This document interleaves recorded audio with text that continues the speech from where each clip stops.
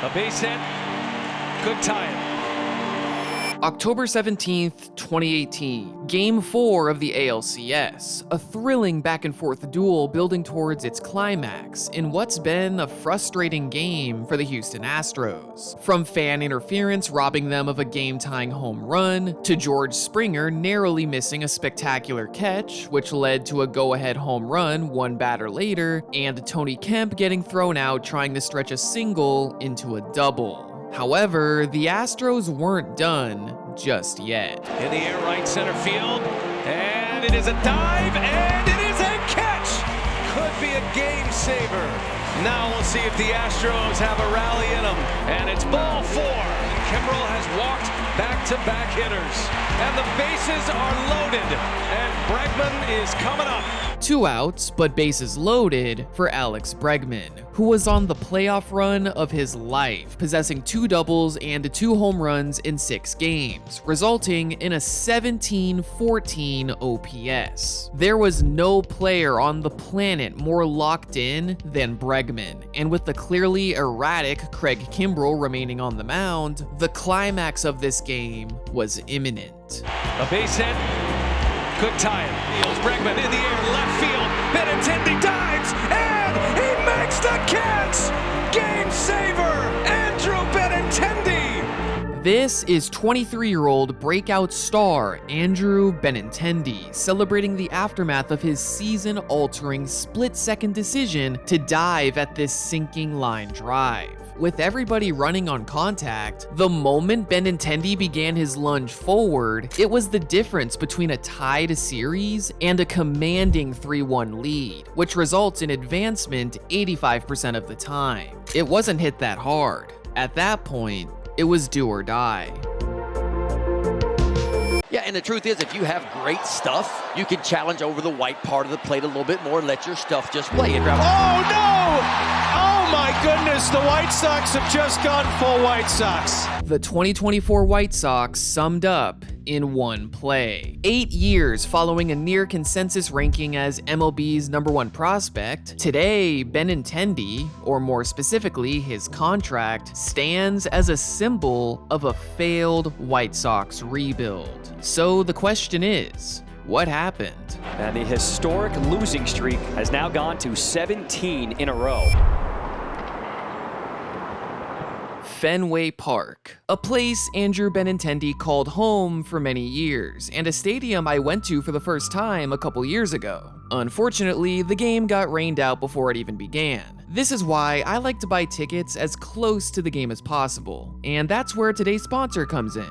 SeatGeek. With the NBA and NHL playoffs ongoing, a summer of baseball ahead of us, and more than 70,000 events to choose from, including a San Diego FC game I attended a couple weeks ago, SeatGeek is my go-to ticketing app. Also, with SeatGeek being MLB's official ticket marketplace, I rest assured knowing my MLB tickets are fully guaranteed and instantly fulfilled after purchase. Personally, what I love about SeatGeek is how simple browsing tickets is, thanks to their rating system. A 1 to 10 scale where green means good and red means bad, so make sure to look for the green dots. Plus, every ticket is backed by their buyer guarantee. And finally, for all of you watching, SeatGeek is offering 10% off your next set of tickets with code STORM10. That's 10% off any tickets at SeatGeek using code STORM10. So make sure you click the link in the description to download the app and have the code automatically added to your account so you can use it later.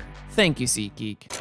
Andrew Benintendi leads it off, just a kid, 22 years old. Over the wall in right center field, and Benintendi has given the Red Sox back the lead. In his first career playoff at-bat during Game 4 of the 2016 ALDS, at 22 years and 92 days old, he became the youngest Red Sox player to hit a playoff home run. A pretty cool feat. It was the last lead the Red Sox held through this entire 3-game series. Still, coming off a 93-win season, the future was bright in Boston. Not only were Mookie Betts and Jackie Bradley Jr. coming off elite seasons where they each ranked top 5 in B-WAR and F-WAR among outfielders, they were adding the newly ranked #1 prospect by Baseball America and MLB Pipeline. Here's how each publication rated Benintendi's tools according to the 20 to 80 scale. An all-star caliber talent with the ability to generate hard contact to all fields, possibly a 40 double, 20 home run hitter with the speed and athleticism to make an impact on the base paths and in the outfield. This sort of prospect pedigree wasn't anything new for Benintendi, opting to not sign with his hometown Cincinnati Reds following a 31st round selection in the 2013 draft. Benintendi refined his skills at the University of Arkansas, eventually leading to a 7th overall selection in the 2015 draft. Multiple scouts were adamant of Benintendi's perennial all-star potential. One even labeled him a once-in-a-decade hitter. Of course, that's a 100th percentile projection, but between the prospect pedigree, a quick journey through the minor leagues, and promising big league performances in both the regular season and postseason, the sky was the limit. However, all that Red Sox hitting coach Chili Davis wanted to see out of their #1 prospect was simple: line drives, doubles, show some power. And Benintendi did not disappoint. For one, he hit 26 doubles, 20 home runs, stole 20 bases, and maintained a 103 OPS plus, meaning his OPS was just slightly above league average. While not a Rookie of the Year campaign thanks to a certain Yankee hitting 52 home runs, Benintendi's season held some prestige of its own. In MLB history, only 6 rookies aged 22 or younger produced a 20 home run, 20 stolen base, 100 OPS plus season. 4 of them were in the 2020s. The other 2 were Benintendi and Mike Trout. However, despite this unique output, he wasn't maximizing his tools. He hit plenty of line drives, but didn't crush the ball very often, nor did these batted balls fall in the launch angle sweet spot range, resulting in a low number of barrels. Still, this was a solid foundation to build off of, and that's exactly what he did in 2018. A slight uptick in barrel rate and average exit velocity, but a huge improvement in launch angle sweet spot rate. Combine this with great plate discipline and a very favorable home ballpark to left-handed batters who seek extra base hits, and you get Andrew Benintendi's 2018 season. 41 doubles, 16 home runs, 21 stolen bases, a 123 OPS plus, and over 4 WAR, all in his age 23 season. Since 2010, only 2 players in their age 23 season or younger have hit 40 doubles, stole 20 bases, and accumulated a 120 OPS plus: Benintendi and a 2016 Mookie Betts. Without these 2 players, the Red Sox don't win the 2018 World Series. That is hit hard in the air to left, back, and the wall, a leaping grab by Benintendi. Memorable contributions both at the plate and on the field, leading to a championship at just 24 years old. Andrew Benintendi's start to his big league career couldn't have been much better. In fact, between 2016 and 2019, his age 21 to 24 seasons, he had totaled over 100 doubles, 50 home runs, 50 stolen bases, and 10 B-WAR, resulting in his name forever featured amongst a prestigious list of all-stars and superstars, ranging from Ken Griffey Jr. in the early 90s to Bobby Witt Jr. today. Overall, there was no reason to believe Benintendi was slowing down anytime soon.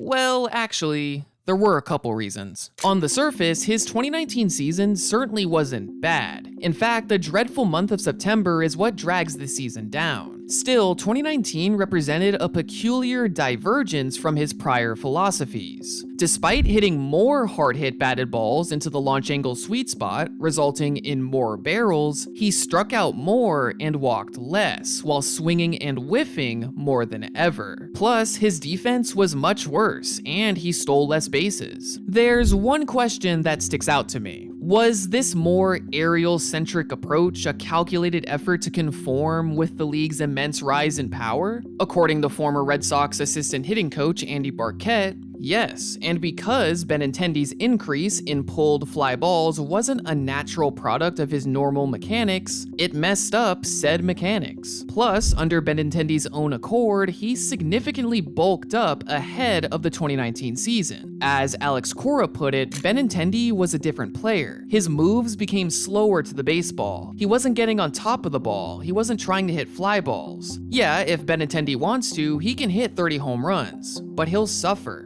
And we saw it. Now, Benintendi had undergone similar offseason transformations in the past, notably ahead of his breakout sophomore season at Arkansas and ahead of his 2017 rookie season. However, this time around, potentially motivated by the monetary priority given to power production in arbitration cases, he miscalculated how much this increase in muscle and the conscious effort to pull the ball would affect his play. Regardless, entering the 2020 season with both a leaner physique and a new perspective on dealing with the grind of a full season, Benintendi was predicted by many to bounce back.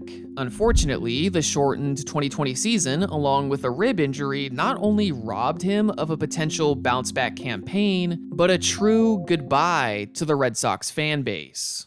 Well, a nice hand for former Red Sox outfielder Andrew Benintendi as he came up to bat. Really was a good player, good solid player, #1 draft choice that came through. Following the 2019 season, Benintendi didn't play in front of a Fenway Park crowd until August of 2022 as a New York Yankee. Well, okay, he didn't sign with the Yankees. In fact, he was initially traded to the Royals back in the 2021 preseason, where he focused on regaining pieces of his former self.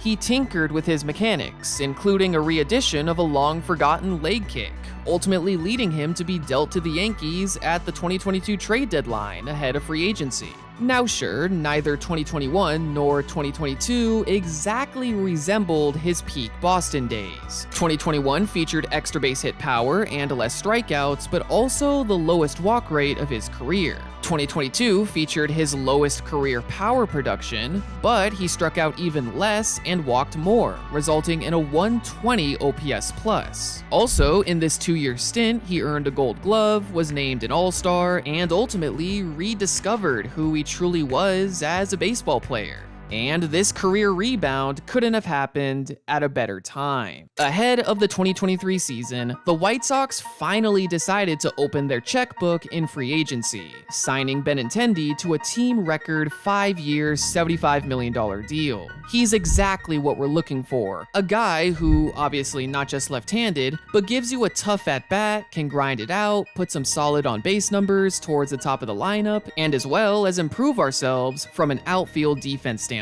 With a team seeking to rebound from a disappointing 2022 campaign, Benintendi was set to lead the way, along with bounce-back candidates Luis Robert and Yoan Moncada. In fact, if you told a White Sox fan back when they acquired Yoan Moncada in the Chris Sale trade that the 2 top prospects of 2017 would possess the largest guaranteed contracts in team history by 2023, I'm sure they'd be ecstatic. Line over third. Benintendi does it. The walk-offs continue to flow. The entire lineup is batting under 220. We're a Triple-A team. I think this team definitely has everything it takes to make a deep run and win a World Series. Oh, how wrong they would be. The White Sox were worse than ever in 2023, and it somehow got worse in 2024. For at least a portion of White Sox fans, Andrew Benintendi encapsulates the divide between the fan base and front office leadership. I was befuddled by the Benintendi and Clevenger signings. Obviously, the experiment is over. The product on the field is pathetic. The entire organization is poison. Dealing with the lingering effects of a hamate bone fracture in his right hand between 2022 through 2023, he declined significantly, and despite the 20 home runs, 2024 wasn't much better. Before the 2023 season, Benintendi signaled an emphasis in transforming his pulled ground balls into pulled fly balls. 2024 marked his most clear effort into achieving this, and while this resulted in his first 20 home run season since 2017, no other other aspect of his game represented anywhere close to his 2017 campaign, much less 2018. While he's only just crossed the 30-game threshold in 2025, he's pulling the ball, specifically in the air, more than ever, even ranking towards the top of the league in these categories. However, it seems to be working. Since August 4th of 2024, Benintendi has hit 18 home runs while maintaining a 134 WRC+. In fact, it's this span where Benintendi hit 2 of his 3 walk-offs in 2024, meaning he was directly responsible for 7.3% of the team's wins last year. Overall, given his recent power surge, perhaps we've entered a new era of Benintendi's career.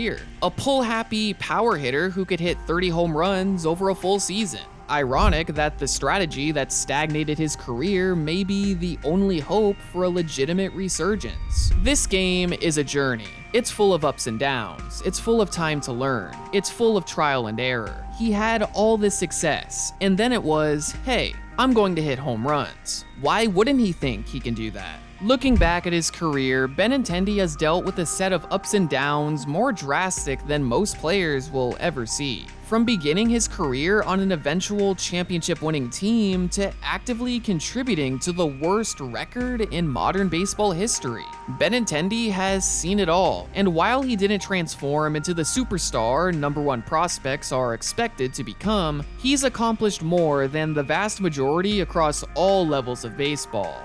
And really, that's enough. And it just may be enough for a spot in the Hall of Pretty Good once he retires.